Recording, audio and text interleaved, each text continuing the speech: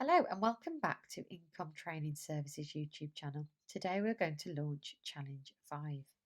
Challenge 5 is to design and prototype a solution to reduce the capacity of recycled products, such as plastic bottles and cans, to help reduce the volume of waste. This challenge has been linked to a global company called Norican Group, and they are home to 4 leading globally operating brands, and they're based in the Midlands. They work with various different sectors, offering lots of different services from melting, dosing to moulding, from moulding through to surface preparation. They provide solutions to solve many of the engineering and manufacturing challenges. So to find out more about what they offer, please have a look on their website to explore their product range. Here are some of the products that they offer. So we've got examples here of die casting machines and cells, moulding solutions, surface preparations, digital solutions, sand preparation and cast cooling.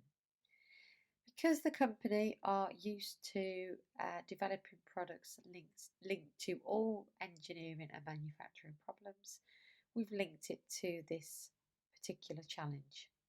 So to help you tackle this challenge, the first thing we'd ask you to look at is to identify a range of waste products.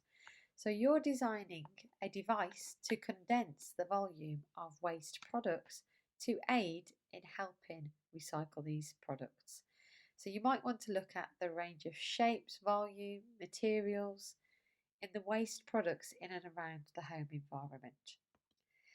Once you've done that and you've taken data on size and volume, that will give you some idea to begin to start building some prototypes. So you may want to sketch out your ideas first, or like us, you may want to just start modelling those ideas based on the waste products that you've looked at. So we prototyped a couple of ideas, looking at different mechanisms that we could use to actually create a press to condense the waste products. So here we've got 2 examples, both using levers, which have been developed to condense the waste products. These have been made from traditional materials, corrugated cardboard, kebab skewers and split pins. So they're not going to have the strength to be able to do that job, but it will give us an idea of how the press might function. In terms of your submission, you can either submit a traditional model, so a picture of a traditional model, or you could produce a working model using computer-aided design software. And Fusion 360 in particular, you can actually